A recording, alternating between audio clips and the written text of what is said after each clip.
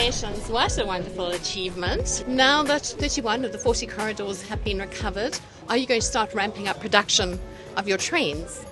Our contract says that in 10 years, the company will have, the manufacturer will have to manufacture 600 trains. So that is in the contract. So 600 trains will be manufactured for South Africa, which we are going to use on our corridors. Remember, in many of the corridors that we have recovered, we're still not running full-scale services because maybe there's still no signaling. So it's partial services that we are running. But with the signaling being installed on all our corridors, then we're going to run more frequent trains, particularly during peak hours, but even during the day. And therefore, we need all the numbers manufactured. So 600 trains, 10 years from when the contract originally started, we are somewhat delayed. So how long do you think it's going to take to wrap up the 400 that still need to be done?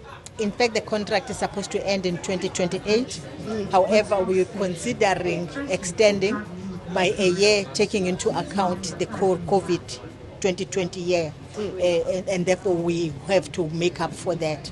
It's an issue that we are dealing with, and PRASA is dealing with it with regards to the contract itself. Otherwise, by the end of the contract, we must receive the 600 trains. We can do it because we're producing quite a number of trains. If I'm not mistaken, I think it's 7 trains per month. No, to be honest, it might even be more frequent than that. So I think at height of manufacturing, we're at 62 trains per annum. Yes. So 6 to 7 trains it will be per month. Yes, 7 trains per month. Yes. All right. So we need to keep that pace going, which makes me a bit nervous because I've heard that they might ask for production to be brought down. Is that just a rumor and there's no truth to it? What is important is that we meet the contract. Remember, there's a contract that we agreed upon 600 trains, and that has to happen. If there are any issues with regards to that, those matters will be looked into. But we have a contractual agreement with them, 600 trains in 10 years. And of course, we might extend by a year because of COVID-19. And after that, we'll definitely must have those 600 trains. And as government, we're beginning to discuss the issues to say what's then going to happen post that, because this was a build, operate, and transfer-like arrangement. And what then should happen after the contract has ended. Okay, so that was going to be my next question. It is a build, operate, and transfer. This will be yours, as in PRASA's world-class manufacturing for passenger rolling stock.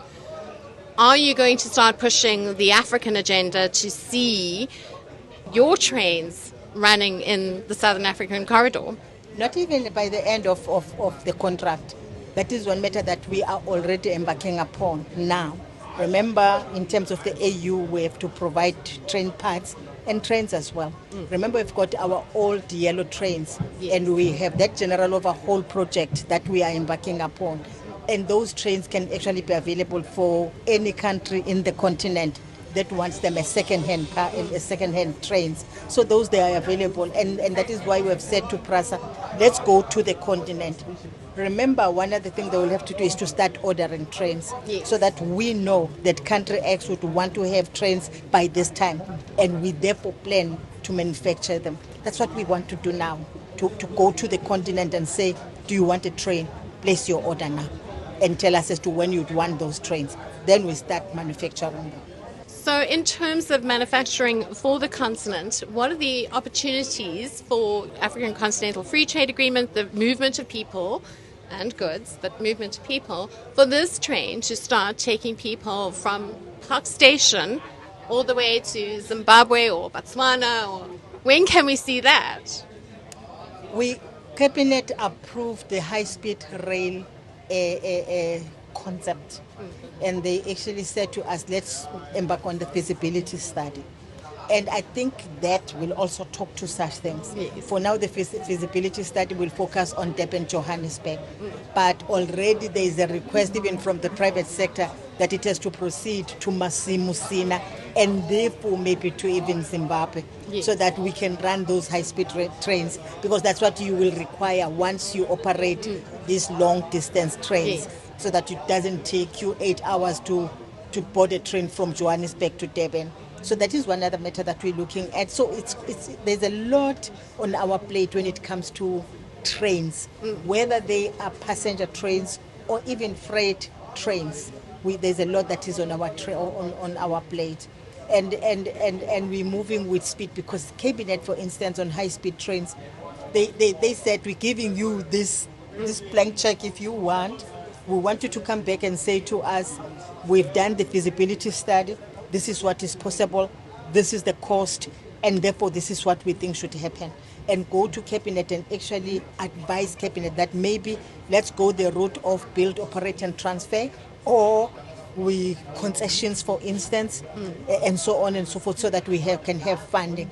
And as we do that, as the Department of Transport, Cabinet is going to to support us. So yes, we're trying to modernize our rail sector as much as possible, so that the trains are not meant like in the past for the poor, but they are for everybody. And these trains, the way they are, anyone can board them. They are safe, they're secure, they're warm, they're clean, there's a security officer in the train. Our people must help us. It all comes down to that. Our people must help us, because as we do this, it also all depends on them, on how they receive these services and this infrastructure and these beautiful trains. If they think that all they have to do is to vandalize, then of course that's take us back as a country. When does Transnet move to the Department of Transport? The Transnet, that's the prerogative of the President on how he's going to configure his government and departments post-elections. So the President will decide on whether he wants Transnet to move to the Department of Transport. Such things are decided upon at the beginning of the term. It's easier that way. And I think I've seen it happening during that time.